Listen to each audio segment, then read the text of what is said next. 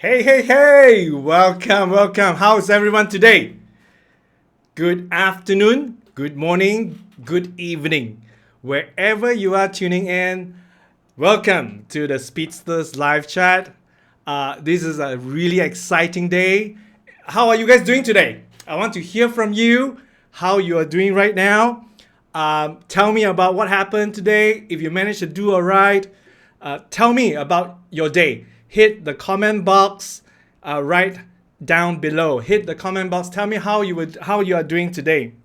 I am having a fantastic day. Would like to tell you more about that. But if you're tuning in to Speedster Live Chat for the first time, this is a weekly YouTube live stream for cyclists dedicated to help you train smarter and go faster.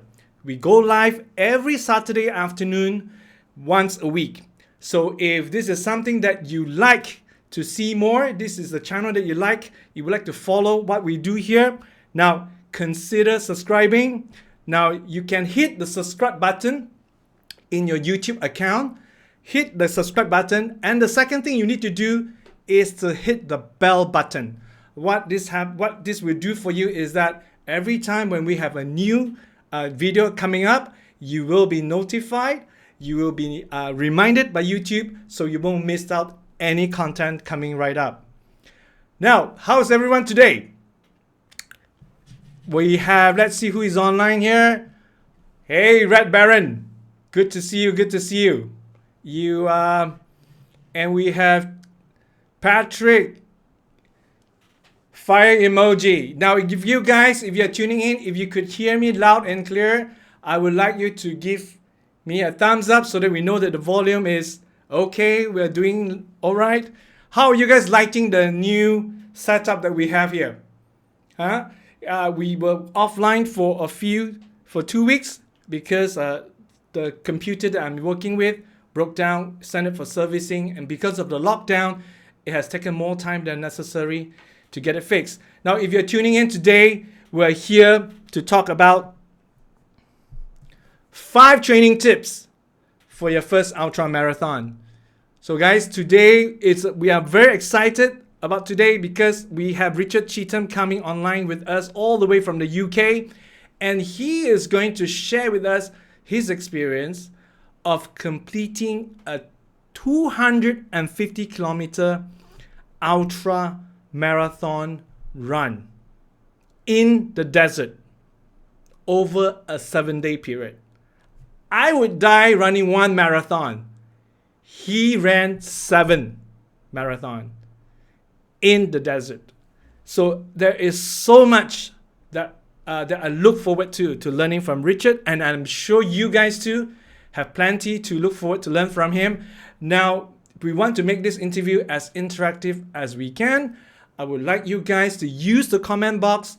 Whatever question that you have, throw it into the comment box because we'll be picking up those questions, and then Richard will be addressing your questions live over this session. So how is everybody doing today? I am having a fantastic day because we went out for a ride in the morning, in 3.5 hours ride. In the middle of that, we did an FTP test on a 20-minute climb, and I am so excited to see that most of our athletes recorded new power, new personal best over a 20-minute. Now, it's incredible to achieve that because we are in the middle of a lockdown. We have reduced our training volume, our training load. We have been cycling mostly indoor until the last 2 weeks. And to achieve new power in this period, for me is great news. And it's prompting me to rethink a coaching approach. Is more, or is less is more. So there's a lot of things that I'm going to dive into, Training Peaks data, to analyze what we have done in the last 2 months that has led to the results that we are achieving right now. Mikkel, good to see you. Hey, Mikkel. Mikkel is Mikkel was our instructor from my course coordinator from UCI World Cycling Center. Mikkel, good to see you. Mikkel is a good guy. He is a brainiac. He's a PhD student working on so many things about science and how science is helping cyclists to improve. Now, guys, we are here to talk to Richard, and I would like to bring him online. Now, for those of you who do not know who I am Louis Pang. I coach a cycling team in Malaysia, the Psychology Sabah racing team. We are one of the fastest improving team in this region.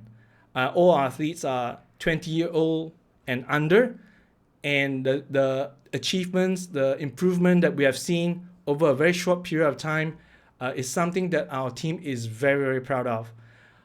So I am dedicating this channel to help more people to improve on cycling, to separate the myth from what is real.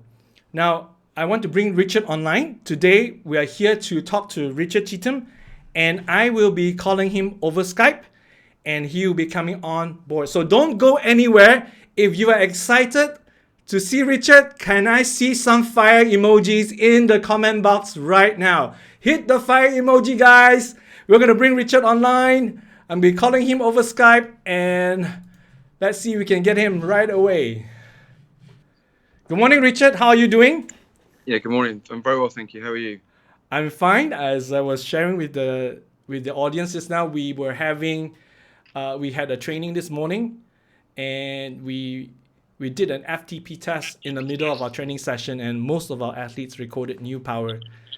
So that's very good news for us, especially considering that we have been in a lockdown situation. We haven't been doing a lot of training, and to achieve new power at this time is very, very good news. How about yourself? Yeah, thank you. It's first thing in the morning here, so I've not been long up. Just got a coffee and sun's shining, so just ready for the day ahead. Really. Fantastic. Now, Richard, why don't you tell us a little bit about yourself? You are a professor at University of Winchester. You are a coach for your rugby team, and you have coached a handball team, the Olympic handball team for Great Britain. You are a coaches developer. That means you train coaches. You are an athlete, and you are a loving father. Now, that's a lot on your plate. And how about you you introduce yourself to us? Tell us a bit about yourself.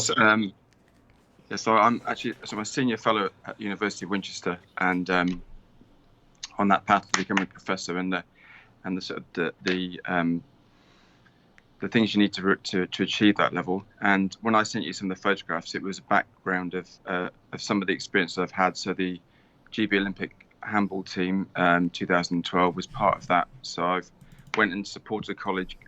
That's the picture there. So in the preparation for the Olympics, I just went and spent an afternoon with them. And that's part of the work that I do, is not necessarily aligned to one particular team, but it's to go and work with teams and coaches in the preparation for the events they do. So I suppose I move across a number of different sports, supporting the coaches and working with the athletes at different levels, from club level to international level. And you can see there, that's two pictures. That's the team that I've coached, been with for years. Basingstoke, that's my origins. That's the club that I was with, where I learned a lot of my trade. And on the right hand side, there's some of my students on their last lecture of their degree program. And I suppose how we met, Lewis, is that, and this is part of a rugby coaching day at Twickenham, 120 coaches on a coaching day for those coaches who work with children. And so my background is varied. I used to be a coach with a team, and then when my work took on more of a coach developer, coach educator role, in other words, supporting coaches like yourself, then that commitment to a team became a little bit more challenging. So I really spend most of my time, obviously, working full-time at the university and working with different governing bodies. And how we met is because I also work for the UCI on their diploma program and their sport director program. Yes, of course, we met at the World Cycling Center in Switzerland. It was as a student, it was a tremendous experience to learn from you. I'm not saying it just because you're online in front of all these viewers that we have here. I think it was unanimous how the class felt about you as an instructor. I mean, you walked in here, you brought a completely fresh take on coaching, and we were all gamed up. Okay, how can we make cyclists faster? What is the best periodization plan? What is the best power planning tools? Now, you came in there and you basically deconstruct everything and help us reconstruct a way to connect with athletes. Because sometimes we are tempted to hit into a robotic mode where we think that improvement is linear.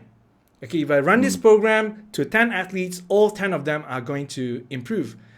But all 10 of them have different issues, have different strengths and weaknesses. They have different problems at home with spouses, with family, with schools.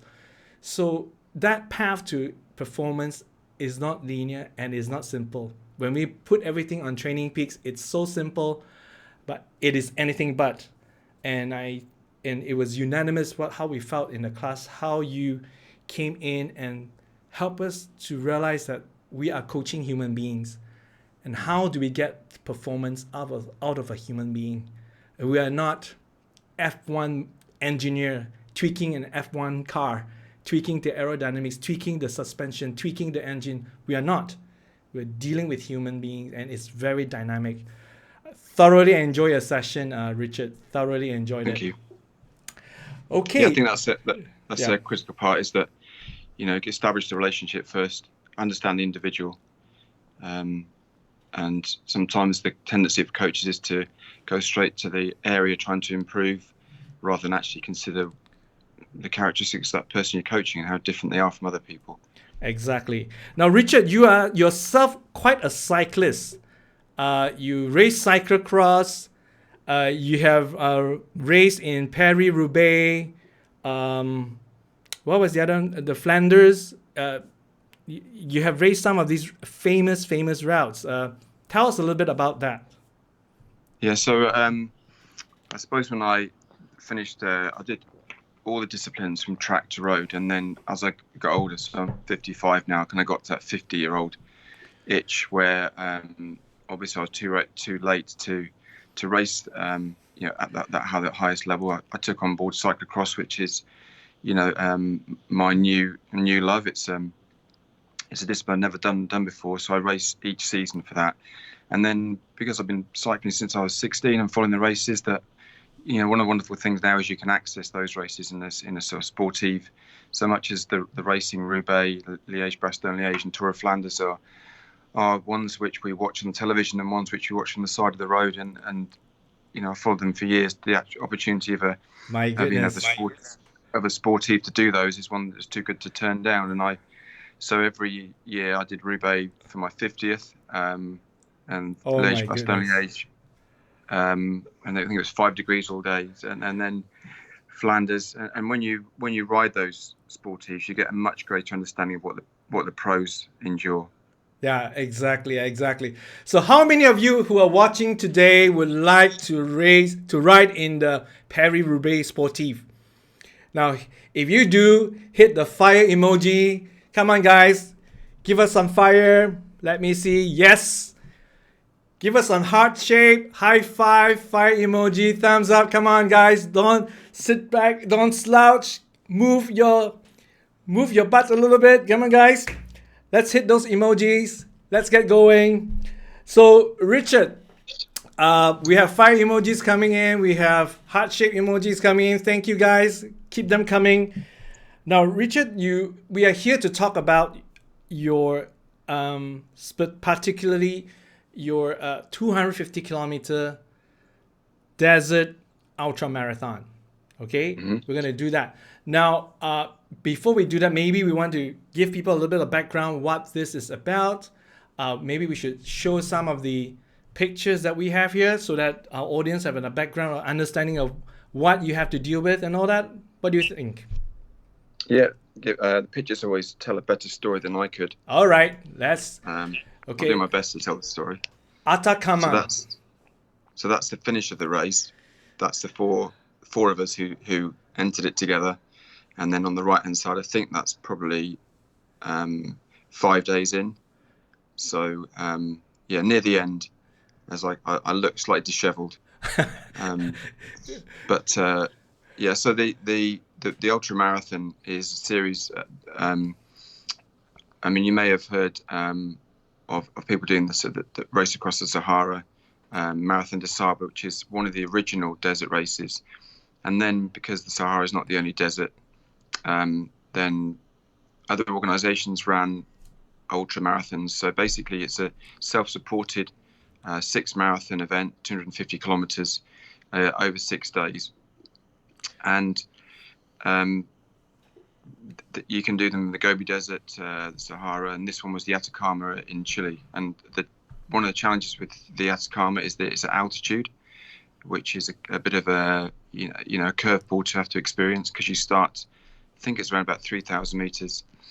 So the challenges are, first of all, to say, how am I going to prepare myself for it? I'd never run a marathon, so 6 months before the race started, I'd never run a marathon. I'm not a runner by my background, triathlon, but never done a marathon. And then I was probably in the same boat as a lot of people, is how do you take on board such a challenge? How do you prepare for it? Let's not let the cat out of the bag yet. We are going to go through some pictures, and then we're going to go through the 5 tips with Richard. Okay, sorry, not this one.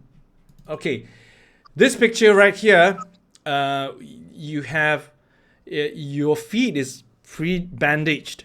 When I zoom in into the photo, that's a badly bandaged foot. Am I seeing correctly?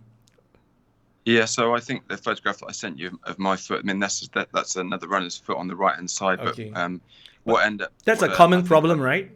The common problem, that was there's a medical team that go with the race, and the first couple of days are dealing with general health issues, people who have maybe suffered from that transition into temperatures of 44 degrees and maybe have not fully been aware of it. And then by day 3, the medical team really are too busy with general medical things, and you have to monitor and maintain your own feet, really, because there's so many people who have got blisters and aggravations and irritations that true.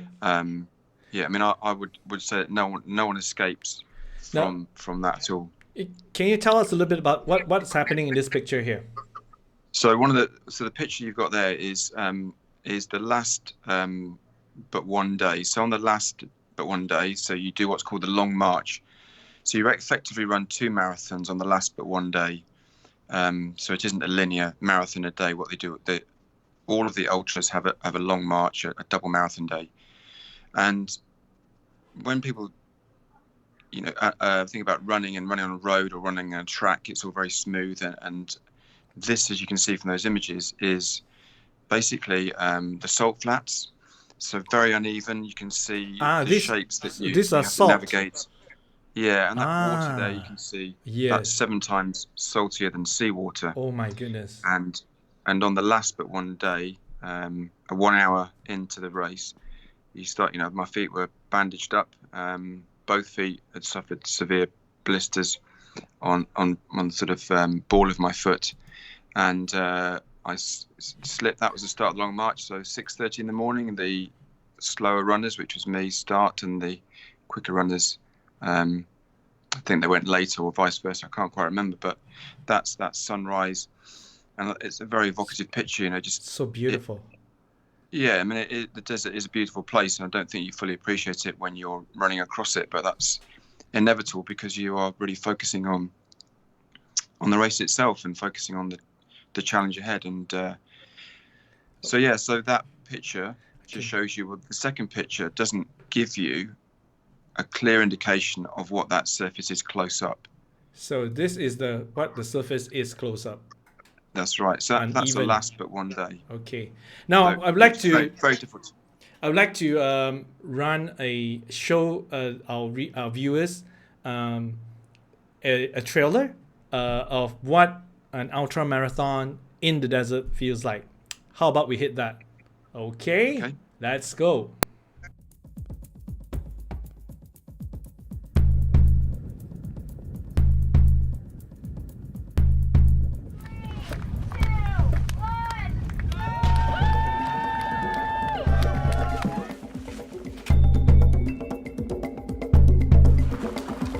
A lot of people, when you tell them that you're trying to run 1,000 kilometers in 4 different deserts, they just tell you, you're crazy. It's 100 degrees out, the wind is blowing, and it's like someone's got a hairdryer on your face. Dehydration is going to be the big issue today. Can't breathe too good. Sand grating your feet until they bleed, your back getting blisters the size of a plate. Oh God, actually I don't feel very good. Falling down in the sand with exhaustion. Ridiculous. We're just going uphill continuously. I'm very close to my pain barrier. Why would you want to crucify yourself?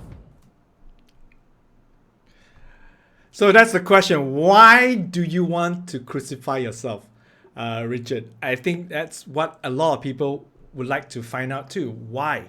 Why do you want to put yourself through this?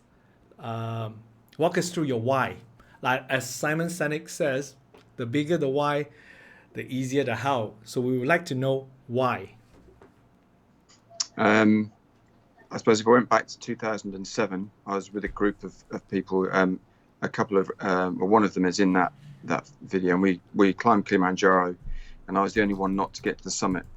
So it due to altitude sickness. So it stayed with me for a while, really. That I remember the guys being given their certificates in the village that's at the bottom of the mountain, and it was a nice celebration, and I was the only one not to get one, and I think that consciously, subconsciously stayed with me for such a long time.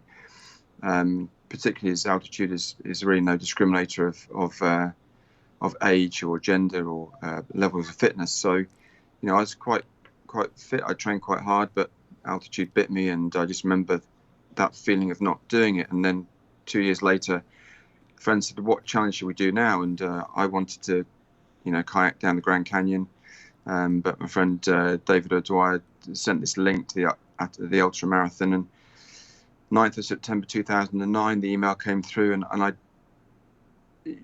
think if I'd have thought for it a second longer, I may not have done it, but I just agreed to it. There's something about it. Yes. And then obviously as you start to train, you start to live the event, if you like. You start to speak to people who've done it. You start to investigate the right equipment that you need, and you start to watch videos and read books, and all of a sudden, you're so far in, you're knee deep, that it's too far you're too far in it. And of course, you're doing it with friends, and friends, drive you through. And I suppose it's doing something that is unusual and different, and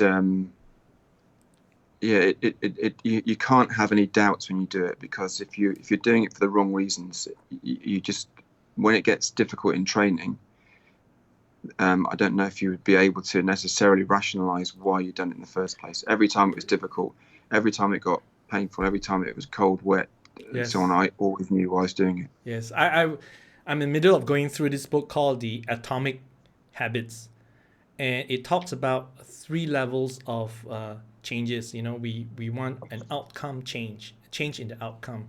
We want a change. We need a change in the process. Okay, and then the deepest level is the change in our belief system. So a lot of people want to lose weight, for example, but that's the outcome. To change the outcome, we need to change the process. Otherwise, the outcome will not change. So we need a new diet, new way of eating. But the deepest level of change happens when, like you said, when we are all in, when there is no doubt. What we want is not just losing weight. But now what we want is to be a healthy and fit person. If I see myself as a healthy and fit person, I will not allow myself to eat junk food and what's not helpful. I guess it's the same in your scenario, where you have seen yourself like, there's no way, I see myself as a finisher for this race. And if I don't finish it, it will hurt me way too much. It will hurt me more than the blister does. Am I making? Is that what you mean here? Yeah. It was a very difficult. I don't sort of want to underestimate. It's very difficult to see others, and you celebrated others getting their certificates to get into the mountain. And you come back, and people don't understand. Well, why didn't you do it? You were fit and everything else. Everybody else did it.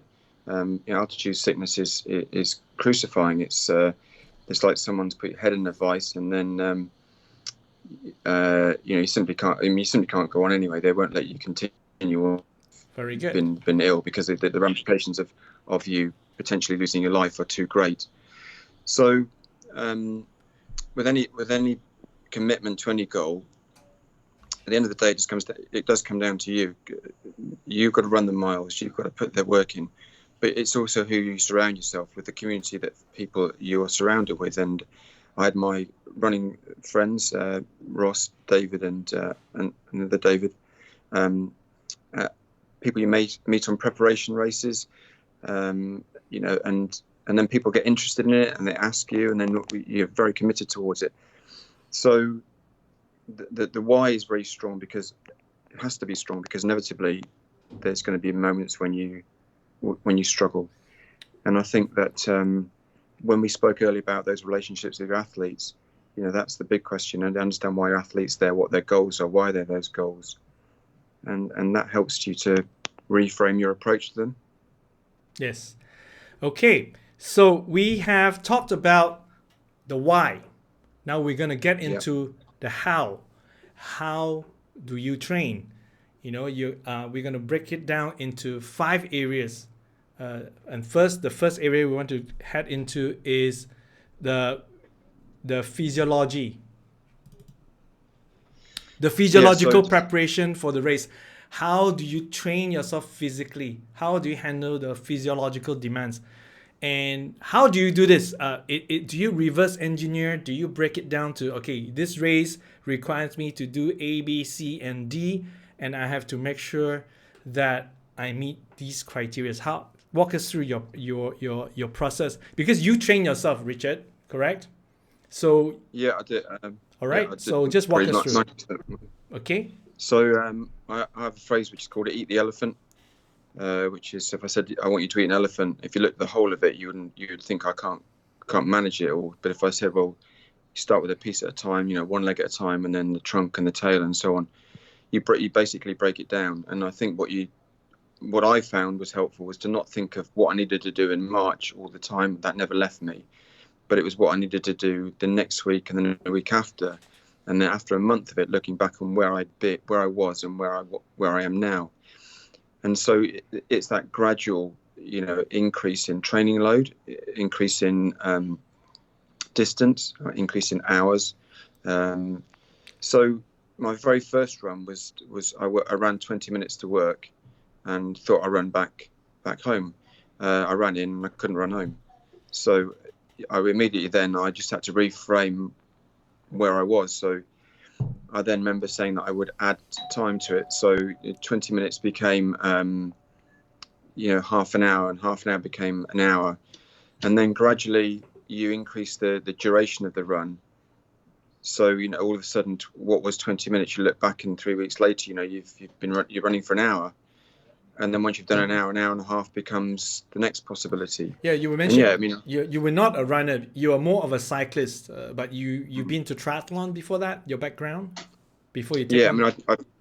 I'd never run further than 10 kilometers. So that was the Olympic distance, triathlon distance. I'd never run further than that. And to be honest, it didn't really capture me. I think, why run when you could ride a bike?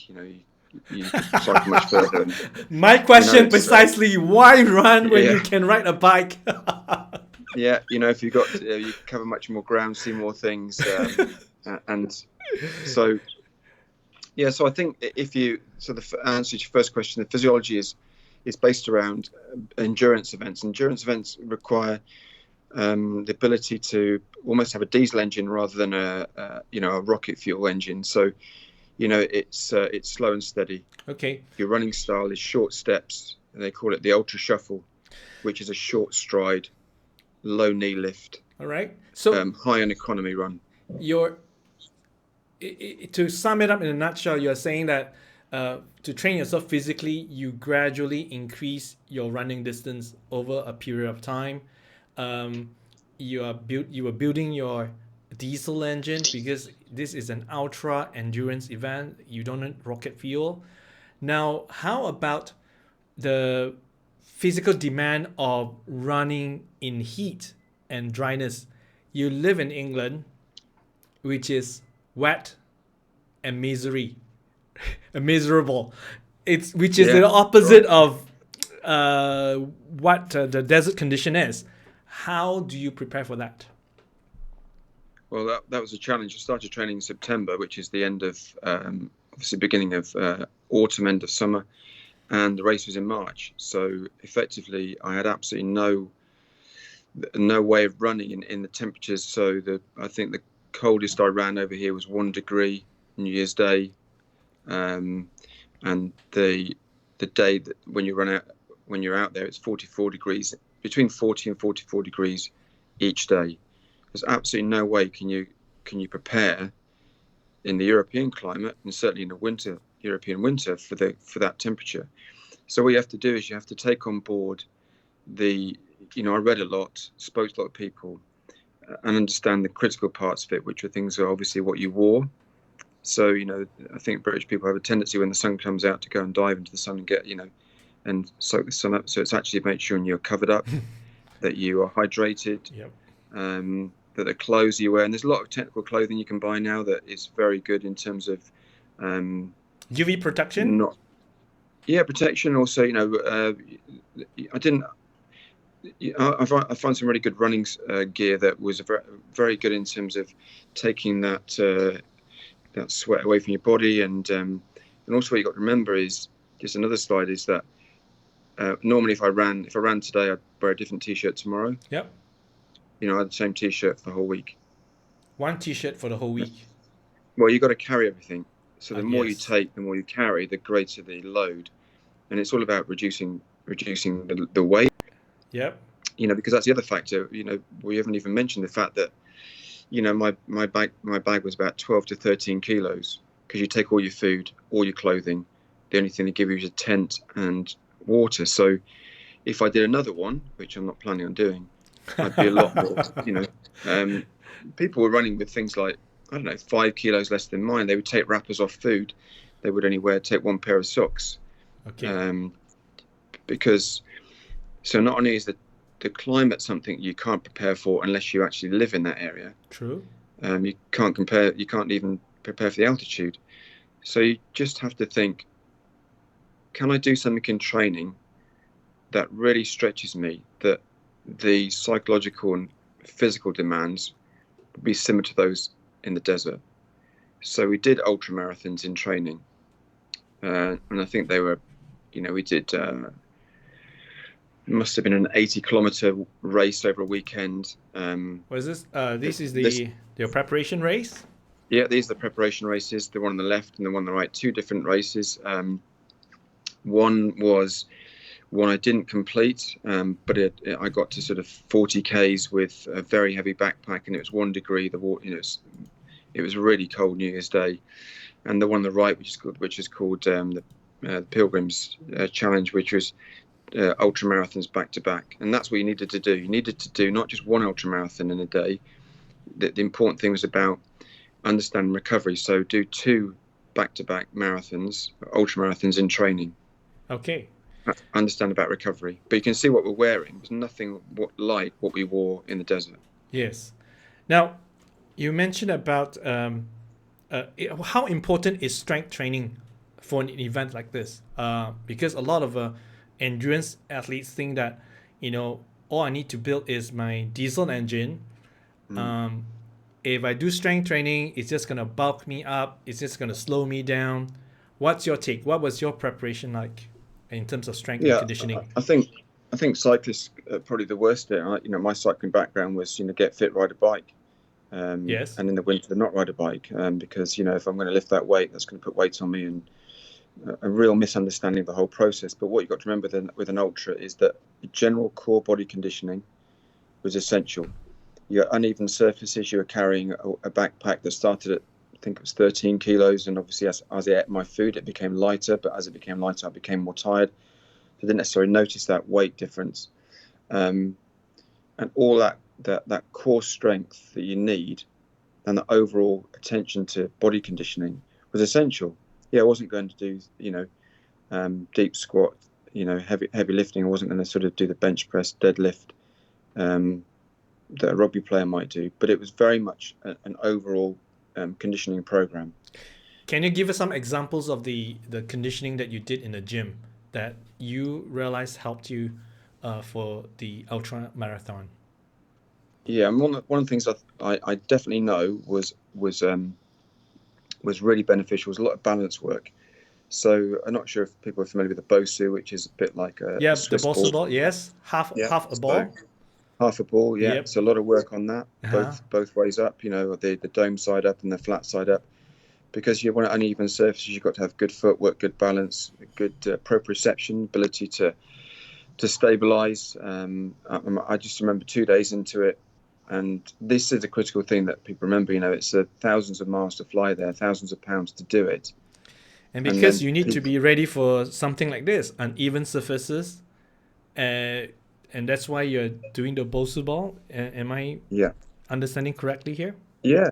I mean, your body needs to have that good ability to react to things that an uneven surface will give you, and you require good balance and good leg strength in that particular. Sure. With those particular things in mind, and I'd no idea that the desert salt flats were like that. I'd absolutely no idea until I did it. And so I'm glad that I had that very good conditioning program. And obviously, you've got things like your backpack, so you will want some upper body strength to cope with that. So not only did I do my gym exercises with load, so even though I was performing sort of core strength exercises, there'd always be a weighted load if I could add it. And also one of the things that essentially is when you are carrying that weight, not just running is not simply going to be able to give me the strength I need to carry that additional load. So I was about 72 kilos. I think I finished the race just around about 70. And the backpack is 10 kilos, 13 kilos on top of that. Okay. So to summarize your physiological preparation, first, there is progressive overload. You stretch yourself, you increase your mileage over a period of time, and you make sure that you have training or racing conditions that stresses your body similar to how you be stressed in the desert, and that was by running marathons back to back. And of course, you did your conditioning work, upper body, core strength, because you know that you'll be carrying bags. You need to do balancing work because you'll be handling uneven surfaces, descent, ascent, rocky terrain, and all that. Yeah, and actually one of the photographs you've shown, and I'm really glad that you mentioned it, is running is not always just uphill along the flat. That load that you experience when you descend, when you run downhill, that braking force, that is very, very important to prepare for that. I mean, team games players work on acceleration. I don't know how often they work on deceleration. Yes. But those are the forces that you need to prepare for as well. And I did an ultra a couple of years after that in Switzerland called Mountain Man. And I just remember running downhill for an hour and a half. Wow. Yeah, and it was and it stresses your body in a different way, isn't it? From ascending, different muscle groups, different activation altogether, different challenges. Yeah, because you're braking, you're braking so you don't lose control. Again, you don't want to sort of. It's not like on a bike we can, descend and let your hands off the brakes and just enjoy the downhill. Yeah, we love the descent on bikes. Yeah, but the descent on a hill on running can be as stressful as the ascent. So it isn't actually a rest at all. True that. And there's no break. So that no break. So you need to prepare for that. And that was a real nugget of information that I remember adding to my preparation. Okay, cool. Now I think the key thing is just one thing. Go ahead. The key thing is that when people want to change and set a goal, is to not to think that tomorrow's got to be exactly the same as my end goal. So my training load was gradual. If my training load was it was a linear training goal, that as my body prepared, my body got more able to cope and manage and recover, then I would add more and more. So you very much listen to your body. You don't go from 20 minutes to an hour and a half, 20 minutes to 40 minutes to an hour and a quarter. I didn't always look at distance as well. That was also an important thing, because as you know, with a bike ride, if you said to somebody, how far did you ride? Well, 2 hours in Switzerland is not 2 hours in Holland. True that. As you know. So, what became very important for me psychologically, which we'll probably talk about later, is that I knew I could run for that length of time. Very good. Now, guys, there's a lot of information being downloaded here. I would like you guys to send us your questions, post your questions in the comment box. As you have something in your mind, type that into the comment box down below on your phone, on your computer. Let's do that, because we are trying to pick up questions so that Richard can address them when we have the Q&A at the end of the presentation, our interview here. So we have talked about the physiological. Now let's move on to the technical. What is the technical demand of racing in the desert? You cover a little bit about your clothing and whatnot. Is there anything else? Can you walk us through the technical demands? Yeah, I mean, I might mention about the ultra shuffle. It's a phrase that ultra runners use, which is a low stride, a short stride length, low knee lift, high in economy run.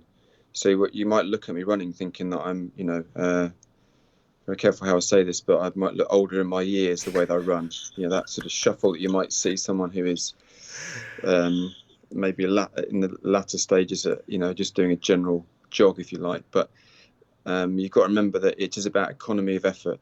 Can you repeat that again about the movement? How do you describe that?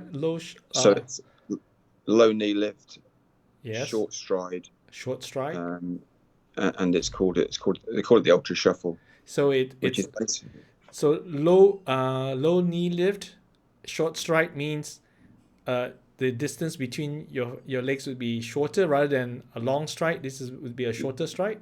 The complete opposite to a 400-meter runner. If you look at a 400-meter runner, it's got all the grace and beauty of a real athlete, and look at me. There's a world of difference. But so would it be like, in cycling terms, would that be high cadence kind of work? Equivalent, because you're running shorter stride, will you be moving faster between the strides? I suppose that your position is fixed on a bike. Yes. It's only the cadence that really changes. Yes. But with running it's the stride length that is the critical part of it. So it's a short stride length. Short stride length, yeah. Okay. Yeah. But what about the speed? What about the speed of the strides between the strides? Would it be rapid or is it moderate? Do you measure your running cadence? The running cadence is higher. But on the day, what you have to also think about that race as well is there's periods of time when you walk, and the reason you walk is simply because the effort required to run up some of those dunes, which are up to 1 kilometre long, and some of the climbs, is that walking is more economical. It's a preservation of effort. As you know, with cycling, you don't want to sort of red line it 10Ks into a 100K race. So it's all about economy of effort and being able to know that you could turn the engine on in the morning and it would be going 8 hours, and the longest day 16 hours later. Yes, and when you talk about economy in cycling, as a cyclist,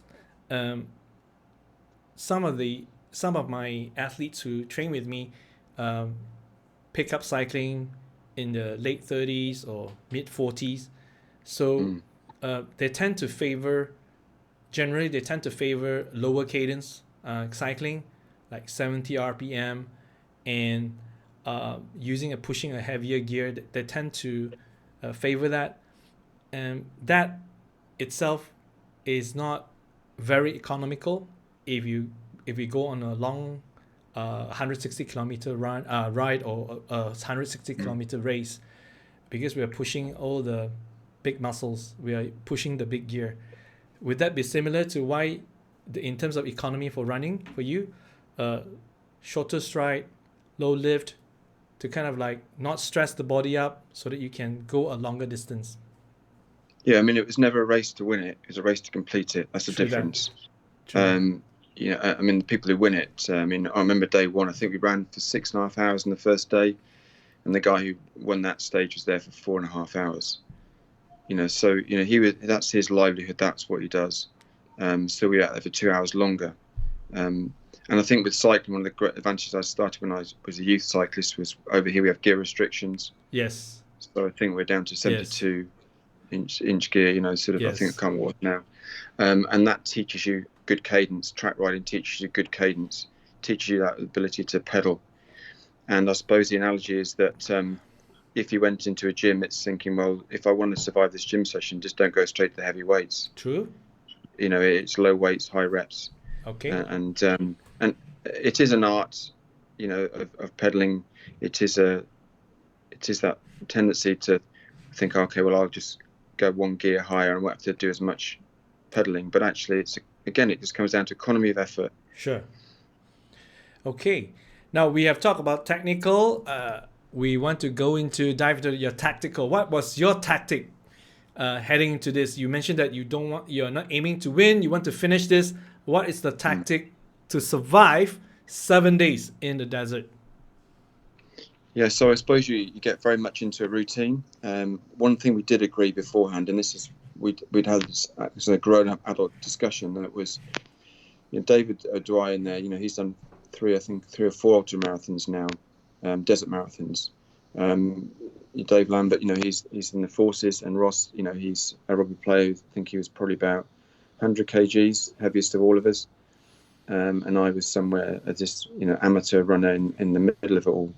Is that we did agree that that we wouldn't want to run at the pace of the fastest runner or run at the slowest pace of the slowest runner. We had to find, this was our whilst we were there as a team, being together, that we didn't want to feel that we were being pushed on at somebody else's pace. So what you end up doing is you find the pace that you're comfortable at. So if we set off in the morning and we were there at the end of the evening, in the middle of it, if we weren't together, it didn't matter. Because on ultra events, you can't go at somebody else's pace. Yes. You've got to find the pace that suits you. And yes, that's really important, because you've got, you know, 6-7 days out there. And, you know, I remember the great enthusiasm you start the race with. You've been building it for 6 months. You got there. We had the challenge of an airport in Santiago being closed because of an earthquake. So our journey there was different. We flew Brazil, Argentina, overland trip from Argentina to Chile. Finally got to the race, and we didn't really want to, you know, we were just desperate to start. And the first kilometre, everybody's really, you know, like a dog that's not been walked for ages and let off the leash. But we couldn't sustain that pace for 6 days. So the tactics are, you know, your pace, and you will find someone who is around about your pace. And I ran with different people every day, I think. People who'd gone too fast at the beginning and were slow at the end, ones who had really measured their efforts. True. So that was one of the things, you know, small things that every drinking station was around about 10 kilometres apart. I took my camera with me. She took a tape of picture, but no one else would stop running. Yes. You know, because it wasn't a tourist trip, and then always look up and people who you were running with were 100 yards, 100 metres ahead of you, and you'd never close that gap. When you talk, so go ahead. Yeah, after the first day, I stopped taking pictures. When you talk about pacing, cyclists can certainly relate to that. If you're climbing, if you're a 200 watts cyclist versus and you're climbing with a 300 watt cyclist, you know, if you go on the pace of a 300 watt cyclist, you're going to die. You know, you can keep up for maybe 4 minutes or 3 minutes, and then you will pay big time later on. So that's something that we can all relate too. Now to those of you who are just tuning in, coming in, we are having a live discussion with Richard Cheetham from UK, who completed a 250 kilometer ultra marathon run in the desert over 7 days. And he is here to unpack for us his approach to handling this event. How did he prepare for it? So he's given us 5 tips. We have covered 3 of them. We're heading right into nutrition. Now, nutrition is important. Obviously, if we don't eat, we cannot run, we cannot move. But how do you eat? How do you feel for an event like this? 7 days in the desert, 250 kilometers. Take it away, Richard. So again, it's important that you couldn't start the race if you didn't have sufficient food. So there was kit checks before we started running. So you bag up every day, minimum of 2,500 calories, and you'd set your 6 days of food. They give you the water, but they wouldn't give you any food. They didn't give you any food at all. So what you take is what you eat. Sorry, And let's go back a little bit. So you're saying that you have to bring everything that you eat. Am I hearing you correctly? Yeah. And they won't let you start the race if you haven't got those days of those food bags ready to show that you are entirely self-sufficient. This race is not about them providing you with anything. This is not about you borrowing food or having food from somebody else. So there's no food station. You carry all your food in your backpack. Yeah. Okay, gotcha. Yeah. So what you do over your training was you'd learn to have these survival meals, which are ones where you add hot water. So you'd have dried foods that in the morning you would go to the fires were lit and you get hot water, and you'd have your porridge. At the end of the day, you'd have a hot meal. These military-based survival foods that are powdered food that actually, to be fair, were pretty good. But again, and I'm sure you tell your cyclists this, don't do a race and start eating a gel or an energy bar that you've never had in training. So all the food that I had actually had at some point in my training events. So what kind of food is that? Like, is it high carb or high fat or low GI carbs? Walk us through.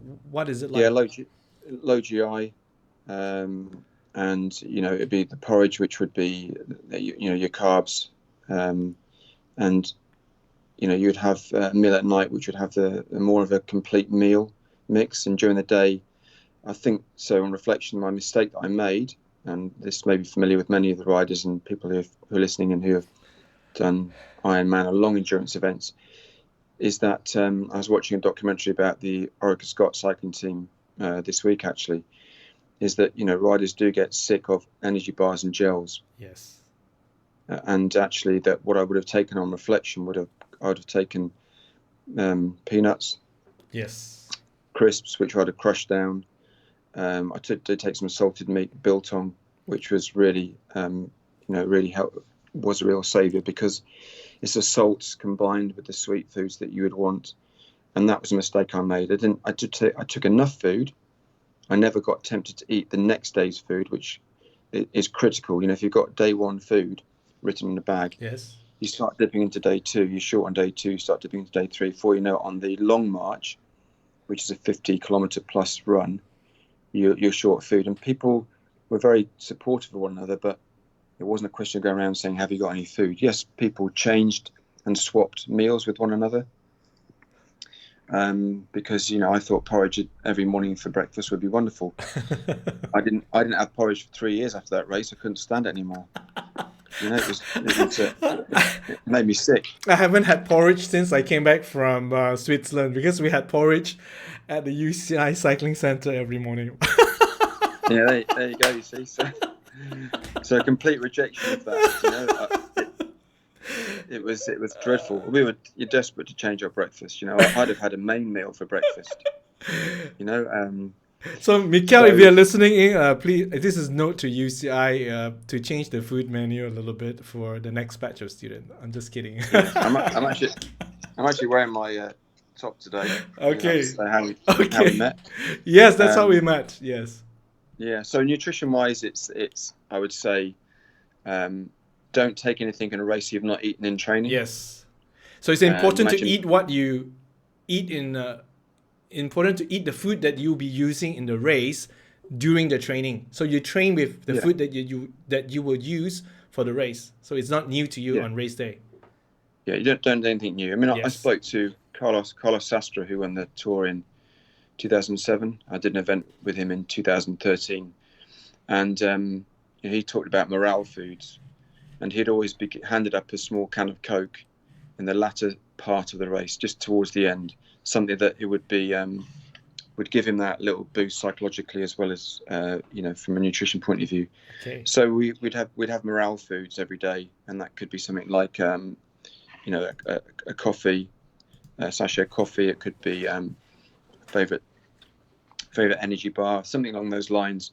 I wish I'd done that, paid attention to that better, but one of the things I didn't do is I never ran out of food. So I'd say nutritionally, just make sure that you really understand the science of eating well, explore what foods are palatable, in other words, ones that make you feel sick.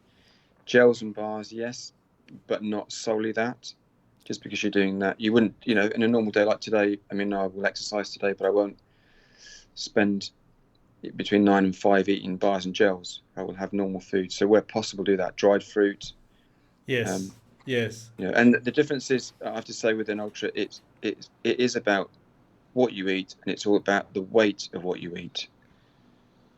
Take wrappers off foods where possible. Yes.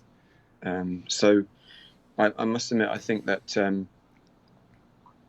that was the one positive, is that I was very disciplined about laying my food out, writing on it day one in a bag, day two in a bag, and then things like on the last run, when we did the double marathon, the last food station only had cold water, not hot water, at a time when I would have had my evening meal. Yes. So the last evening meal on my day 5 long march bag was one that was already hydrated and ready to eat. Okay. So it's a lot of planning involved in any endurance event. And I think a very good take home from you is that we must not rely only on gels and bars. They are there. These are gels and bars are to supplement real food that we are eating. I think that's a very, very take home from the nutritional standpoint. Now we want to talk about psychological. 250 kilometers in a desert over 7 days, wearing the same shirt, carrying a bag over your back, and I realized that something happened at mile 85. Mile 85 of your race, which is about halfway point of your race. I did imperial unit conversion, and I realized that it's about half 120, 130 kilometer point. You had a terrible thing happening to you. So I want to just put it up there so that people can see what we are talking about. Where is this? Okay, let me see. Okay, let me find that. So just walk us through, how do you prepare yourself psychologically for this?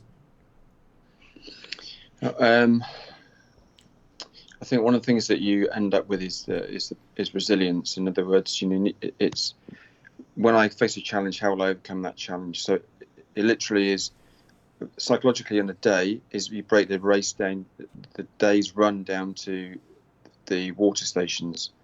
So the water station's every 10 kilometers. So you don't look for the end of the race, you look for the water station, and you know that you can cope with 10 kilometers. So you're just taking yourself 10 kilometers at a time. Yeah. So you're just thinking 10 kilometers, I'm just going to focus on 10 kilometers, and then I focus on another 10 kilometers. Is that what you're saying? Yeah. Okay, cool. Yeah, and I remember working with a guy called John Snook, who was a slalom canoeist in New Zealand, and he would often say, he said it, which has never really left me, is that if you're struggling, think about the next 30 minutes, and then the next 30 minutes after that, and the next 30 minutes after that, and if you can think about the next hour, and that kind of never left me really. We ran on average probably 7 to 8 hours a day, I think. Sure. simply couldn't comprehend that in the morning, she'd effectively say, right, I'm getting up, I'm going to work. So it's another way of eating the elephant. Yeah. You're taking small chunks of the elephant at one time, small chunks, and then finally you ate the whole elephant. Yeah, well, let me put it up there at mile 85. This is what happened to Richard. Oh my goodness. Okay, so I think some of us are forever scarred watching that. Now, tell us about that picture, Richard. So, so probably I wouldn't know what percentage of people had foot issues. That was, I'm not saying mine was worse than other people, but mine was mine. And what happens is that I think at day 2 made an error where the decision to, I had a sort of blister, and they said, well, we'll cut the skin off, and that was the worst thing. The skin should have been left on there, burst the blister, but keep the skin to protect the new skin underneath. Of course, that load every day, and then inevitably, what you really have to be careful of is hygiene. So that if you didn't finish that race because of poor hygiene, infection, then I think it would stay with you for a long time. So the critical thing was making sure you didn't get any infection. That couldn't get worse. So day 2, the worst that happened was you starting to get a blister. And of course, there's no hiding place. You get a blister 3 hours into a 6-7 hour day, it's not going to get better. So you get to the end of the day and you think, right, how shall I do that? The doctor says, well, burst the blister and, got a knife and cut the skin off. Big mistake. Because then you've got, oh dear, an open, you've got new skin. You need to dress the new skin, and then it starts to weep, and then it gets worse. Yeah, because now you have an open wound. Have you kept the skin, you would have a bit more protection over the area. Now you have an open area that is open to all sorts of the elements. Yeah, and of course what does that affects your running gait. Because it's actually on that important impact part of your foot where all that load goes through it. The surface is uneven. There's grit, dirt, sand, sweat. So how do you process that, Richard? I mean, how do you process next 10 kilometers when you have a gaping hole under your foot? How do you do that? Well, I think what I remember my doctor saying to me once when I went to see him about, that I'd overtrained, and he said, "The problem is when you train, you spend all your time looking on the inside, never on the outside. Look at how you think about how do I feel. You think inside, do I feel like this?" And he said, "Do you ever notice where you're running?" So I tried to make sure that my focus was on what I was looking at rather than what I was feeling. Slow the pace down at the water stations. Just take that 15-minute break. And at the end of the day, the first thing you do when you cross the finish line was to hydrate, and was to dress your feet, to clean it straight away. Get some fresh air on it, clean it, get ready, dress it every morning diligently. And those are the practical side of it. It's I'm sure many of people will relate to coming from training on a rainy cold day, chuck the kit on the floor, get in the shower, want to be warm. And so what I didn't want to do is I didn't want to finish each day and just collapse. I knew the process had to be finish, hydrate, clean the foot, give it the best chance to recover possible, keep it clean, get off my feet, elevate my feet, don't walk on it when I could crawl, lie when you would sit. So you basically you switch your focus to the process of recovery. Instead of focusing on the pain, you focus on what you can do about it. You focus on the process of cleaning your feet, give it recovery, head on to the road the next day. But there must be some point during the race when the pain became too excruciating. No?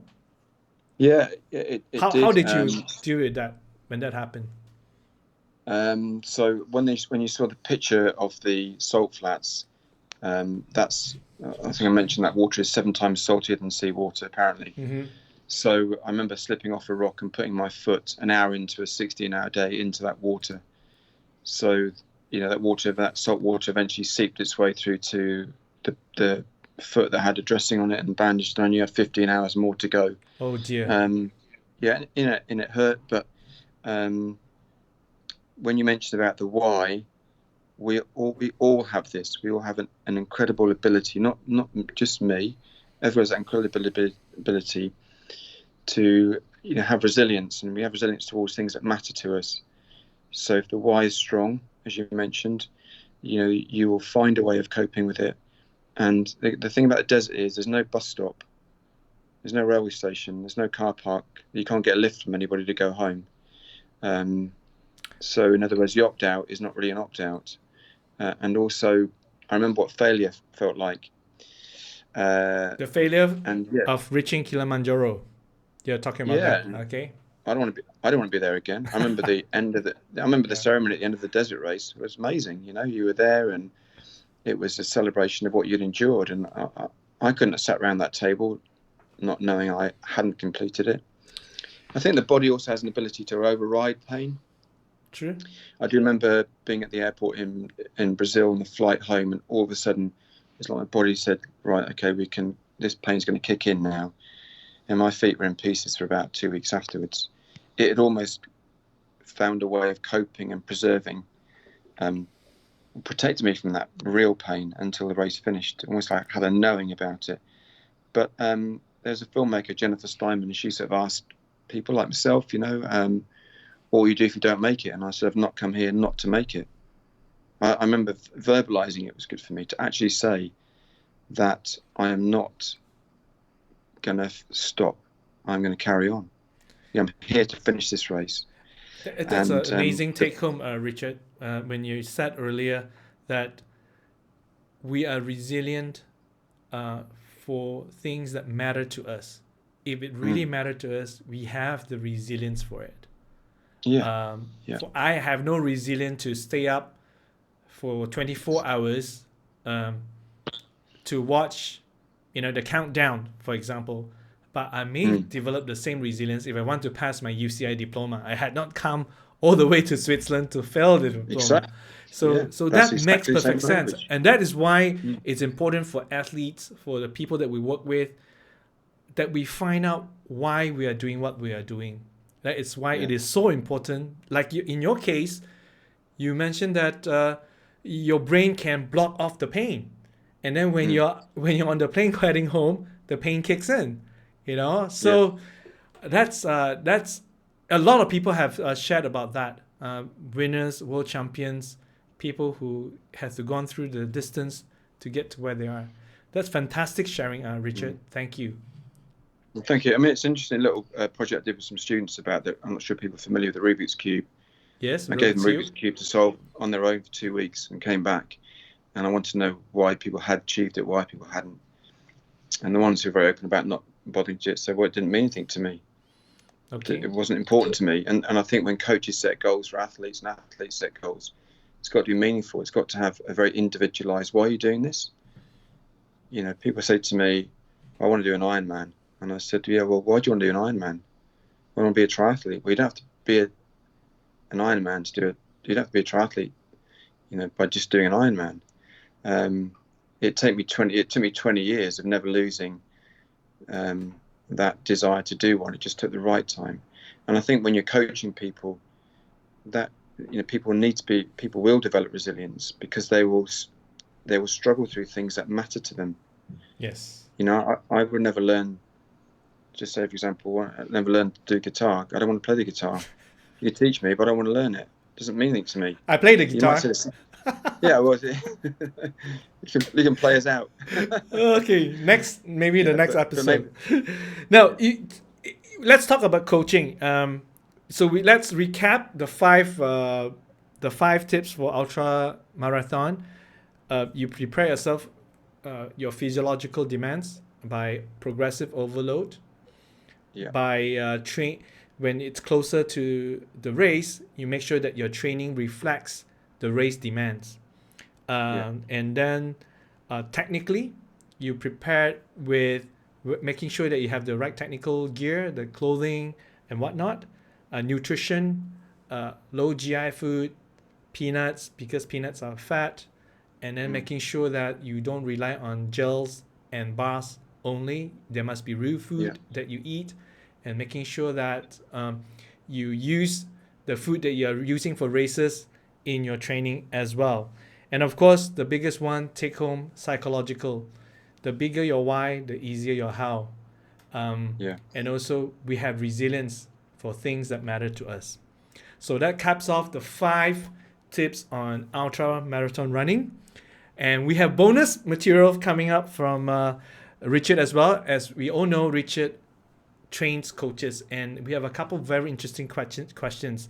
Stick around if you want to listen to Richard's take on Michael Jordan's Chicago Bulls, because that's the biggest Netflix hit right now, The Last Dance. We were going to talk about that. That's the last question we're going to talk about.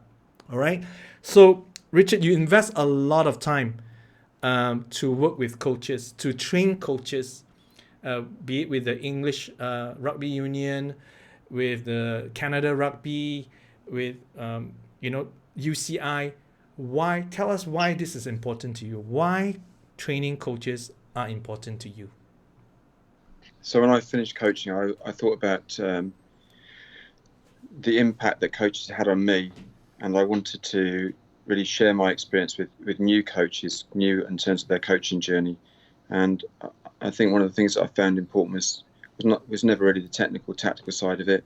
It was much more about the relationship that you have with others. And I think that had been sometimes lost in those workshops. I mean, you've been on one of those workshops in Switzerland with me. I think we spent the first part of the morning establishing who we are, why we were there, how we were different, what made us laugh, strengthen that connection. The rest of it's easy after that. So I wanted to really spend a lot of time making coaches aware of the difference they can have on other people. Not just about winning medals or becoming successful, a deeper level of understanding what their relationship looks like.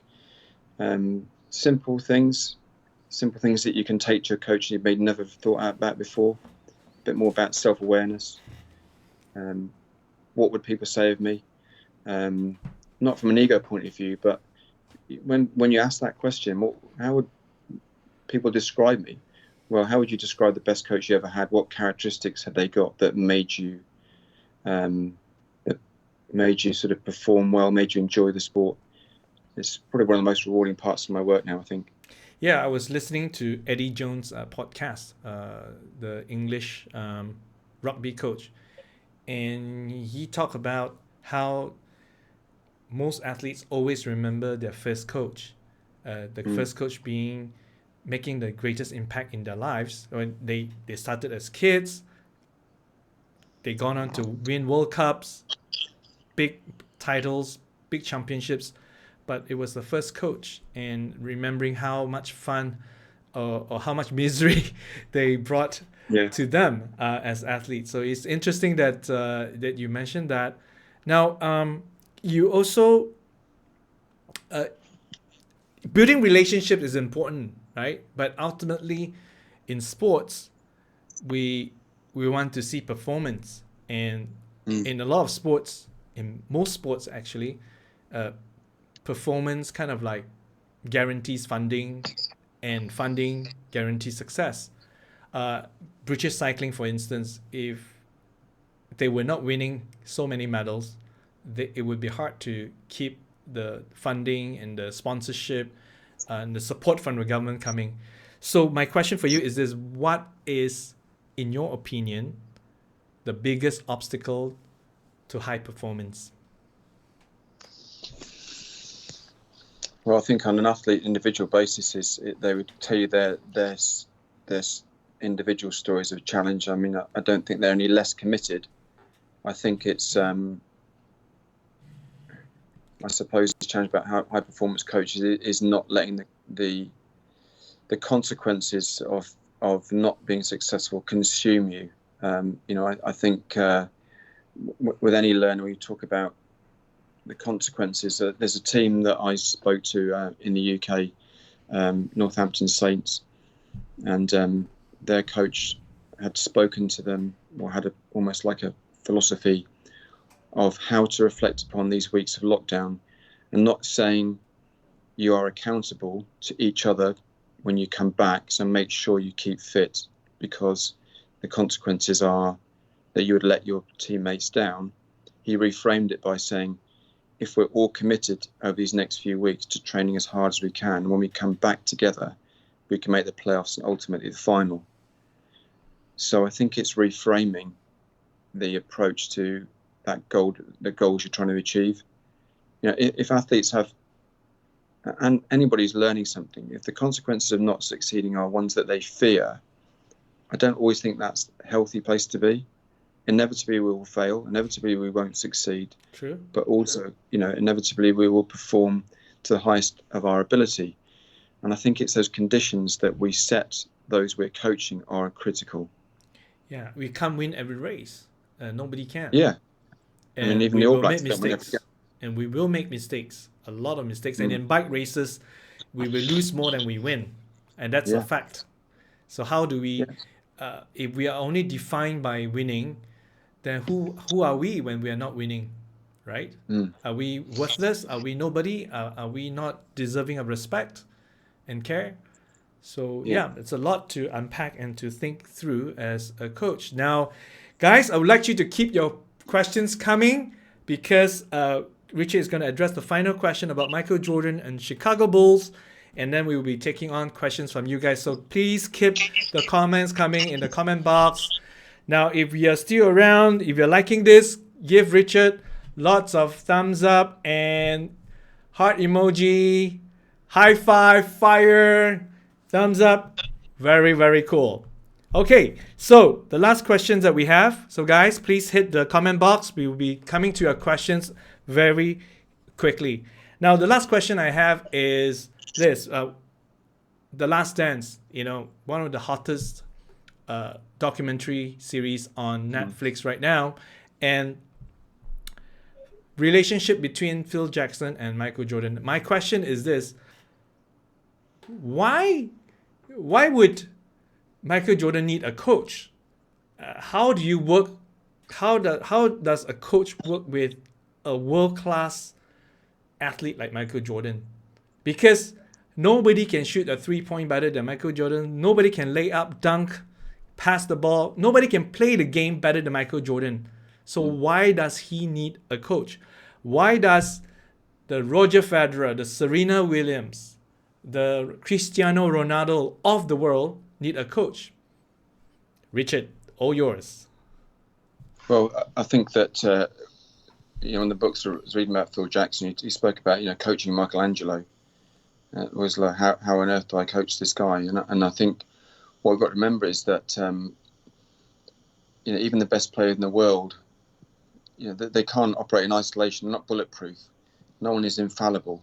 Someone will still need that coach to reassure, reinforce, to reflect on. You know, we all want somebody to talk to say, what do you think about? How could I? It becomes a dialogue with at that level. The conversation and between the coach and the athlete is a very strong dialogue where one is not telling the other. It's just very different.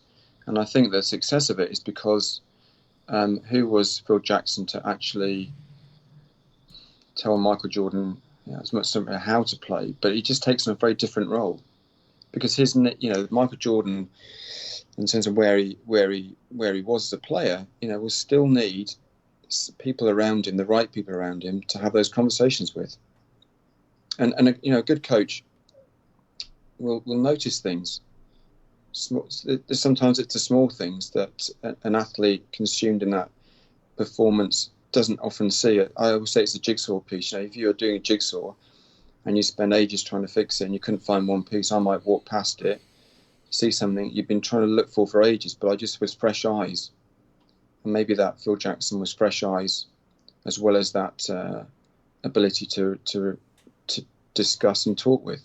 I mean, a friend of mine, Phil Dowson, said to me once, you know, who do you talk to? I said, that's a good point. You know, I coach coaches, but who do I talk to? You know, Michael Jordan's best player in the world, but who does he talk to? He still needs somebody. Just that coach takes on a different role. I remember at level 1 of UCI coaching course, there's this list of who is a coach? A coach is a scientist. A coach is like a father. The coach is a supporter, is a teacher, is a mentor.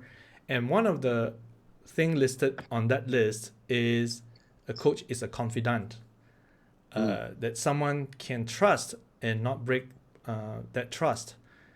Now, what we see in the documentary, there are certain things that Michael could relate to Phil in confidence, knowing that Phil has the insights, has his best interest to give him a very succinct and honest feedback to his whatever situation that he's in. So I think that sort of trust is not built over 3 weeks. It's not built over green pastures when everything was falling in place. It was through a lot of ups and downs. And the person who still stick with us in the downturn, we tend to have an even stronger relationship with. What do you think? Yeah, I think there's characteristics of parenting without being a parent. You have that relationship with somebody where you can say honestly what you think about something, and they know that when they ask you a question, you're going to give them an honest answer. You don't sugarcoat things, because athletes at all levels don't want that. That doesn't make them better. Tell me how it is. It's obviously how you say it, but like I said before, it's not bulletproof. No one's bulletproof. Yes. No one is infallible. Yes. But it's going to the right person. I'm sure, if the spectator in the stand will have a view on how he played, the commentator, next player, but actually whose views matter to you, whose views are validated, or do you validate? Who do you go to speak to? And what is about them? Because I trust their opinion, because they have experience, because they've got knowledge, and knowledge not just of the sport, but knowledge of me. Sure. And that's that's almost like a marriage. Yeah. Strong marriage. Yes, it's.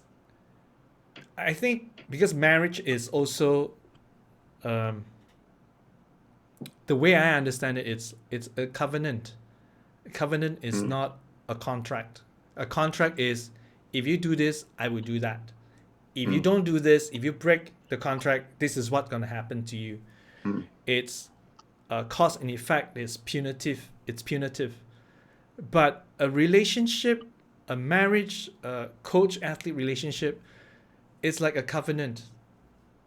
It's like saying, hey, you're going to screw up. I'm still going to be around. I will always have your back. I will always love you. I will always talk to you honestly. And you could hurt me. You could betray me. You could let me down or let the team down. But I'll be still around as long as you are putting effort to make this work. It is almost like that to me, in many ways, from my experience at least. Yeah, and I use an analogy of the Bill Walsh, but the scoreboard takes care of itself, which is a very well documented book. But who would write the foreword of your autobiography? Sorry? If an athlete wrote the foreword to your autobiography, Okay. who would you choose and what would they say? Yes. You look at Joe Montana when he writes about him, and you look at Wayne Bennett, a very esteemed Australian Rugby League coach. Look at the testimonies that ex-players have written about him and the difference he made to them. You don't write that. You're writing it all the time by your actions with that person. Yes. They remember things that you won't remember, moments that you had together that you may forget, moments you realise had profound impact that you didn't necessarily realise. And I talk about intimacy and gestures, and intimacy is the proximity, the closeness you have with somebody, and the gestures that you do to that person aren't the big things, it's the small things. It could be remembering birthdays, remembering anniversaries, remembering what their morale food is, what their favourite, Yes. there's Carlos Sastre, that morale food. Morale food. The nutrition, Yeah, I know quite a few. Little can of Coke. Those little things are those things that someone will write about you, and you'll forget them. You don't do them with an agenda. You don't do them to be for people to sort of give you those platitudes and say how amazing you are. You do them because it's important that you do them for the person you're coaching. Yes. Well, thank you very much, Richard. This has been awesome. We would love to talk forever, but we can't. We have to take questions that people have been putting on to the online. Now, guys, if you are new to this channel, this is the Speedster live chat. We go live every Saturday to talk about training smarter and help you go faster. That's our goal. So if you are new to this channel and you like the content that I'm putting out here, please hit the subscribe button, this red color thing on your YouTube account. Hit the bell button as well, because that bell button will help you, notify you every time we have a new content being put out there. Now we're going to take questions from the crowd. And wow, Daniel, thank you, Richard. Daniel loves what you are putting out here. Richard, are you seeing this? There's this comment from, let me pull this up so you can see it. Thank you, Richard. So that was great. Now we want to take questions coming in. Let's see this. Daniel has a question. Red Baron has a question. What is, oops, wrong one. This one. Would you do another ultra? Richard. Yes and no. Yes, to learn the lessons from last time to make it easier. But no, because there's too many other things that I want to do.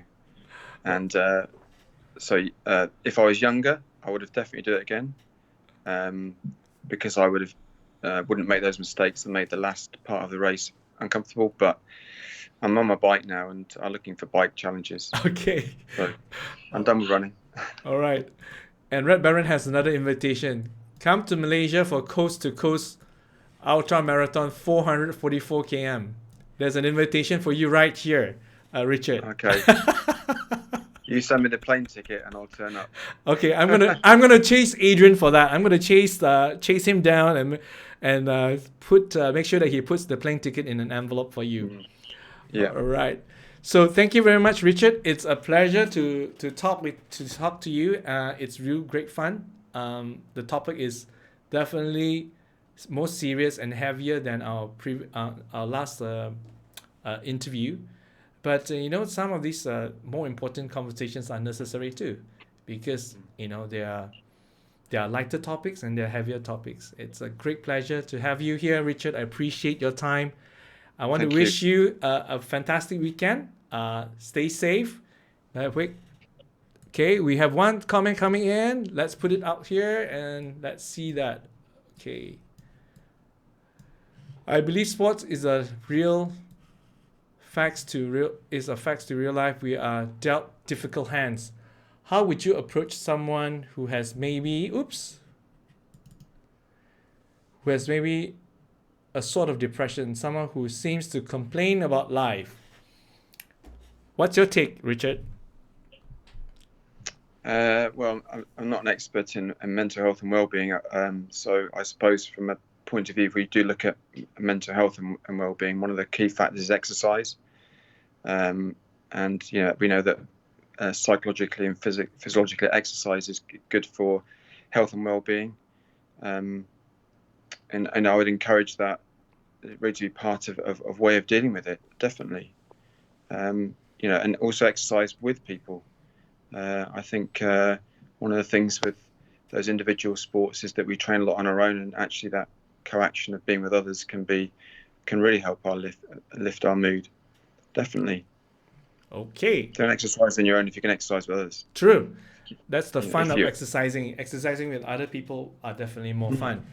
And on that note, we are heading out.